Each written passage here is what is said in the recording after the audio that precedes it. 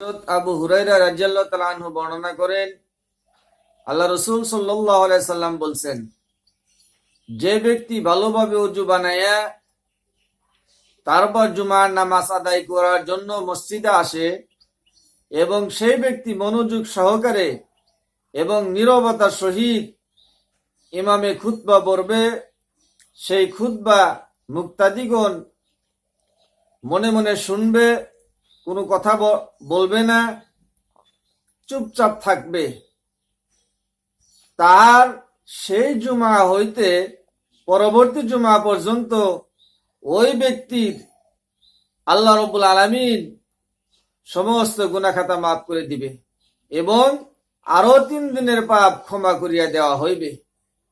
যদি পাথরের টুকরা হাতে নিয়ে নাড়াচাড়া করে তবে সেই নিরর্থক কাজ করিয়াছে।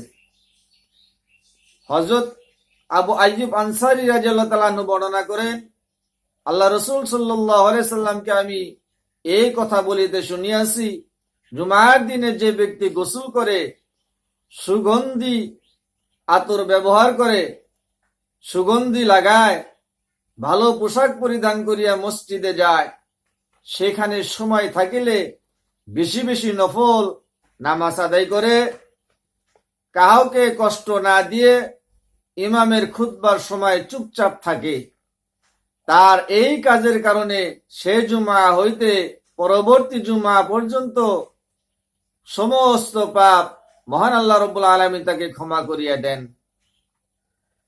আমরা জুমায় নামাজ পড়ার জন্য মসজিদে যাই, কিন্তু মসজিদে যাওয়ার পরে এক ভাই আর এক ভাইয়ের সাথে গল্প করে থাকি। মসজিদে যায় দুনিয়াদারি কথাবার্তা পাতা লাগে না, দুনিয়াদারি আলাপ আলোচনা করা লাগে না, কিন্তু আমরা মসজিদে প্রবেশ করার পরেই এক ভাই আর এক ভাইয়ের সাথে গল্প করি, দুনিয়ার আলাপ আলোচনা পারি, কিন্তু এটা ঠিক না। চুপচাপ থাকলে ভালোভাবে ওযু করিয়া মসজিদে প্রবেশ করিয়া সময় যদি আছে বেশি বেশি নফল পড়ি, বেশি বেশি নফল ইবাদত করি, সময় আছে কোরআন তেলাওয়াত করি, সময় আছে নফল নামাজ পড়ি, সময় আছে বেশি বেশি তাসবিহ তাহলিল পড়ি, সময় আছে আল্লাহ রাব্বুল আলামিনের জিকির বেশি বেশি মনে মনে আদায় করি, তাহলে কাজ হবে, সওয়াব হবে, ফায়দা হবে। হযরত আবু হুরায়রা রাদিয়াল্লাহু তাআলা আনহু বর্ণনা করেন, আল্লাহ রাসূল সাল্লাল্লাহু আলাইহি সাল্লাম বলছেন, আমার ইচ্ছা হয় কিছু সংখ্যক যুবককে কিছু কাঠ সংগ্রহ করিয়া আনার জন্য বলি, আর যারা কোনো প্রকার উজর ব্যতীত, কোনো প্রকারের ওজর নাই, তারপরেও সেই ব্যক্তিরা ঘরে নামাজ আদায় করে, তাদের ঘরগুলি সেই লাকড়িতে আগুন ধরাইয়া জ্বলাইয়া দেই। কোনো ওজর নাই, আপত্তি নাই, কোনো অসুবিধা নাই, কোনো বেমার নাই, কোনো অসুখ নাই, তারপরেও যদি কোনো ব্যক্তি বাড়িতে একা একা নামাজ আদায় করে, সেই ব্যক্তির জন্য বলা হয়েছে। তাই আমি আপনি মসজিদে যাওয়ার চেষ্টা করি, জামাতের সহিত নামাজ আদায় করার চেষ্টা করি। মহান আল্লাহ রাব্বুল আলামিন চান আমার বান্দাদিগকে আমি ক্ষমা করিয়া দিব।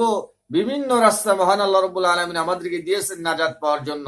যে পথে চললে আল্লাহ রাসূল খুশি হয়, সেই পথে আমি আপনি চলার জন্য চেষ্টা করব ইনশাআল্লাহ।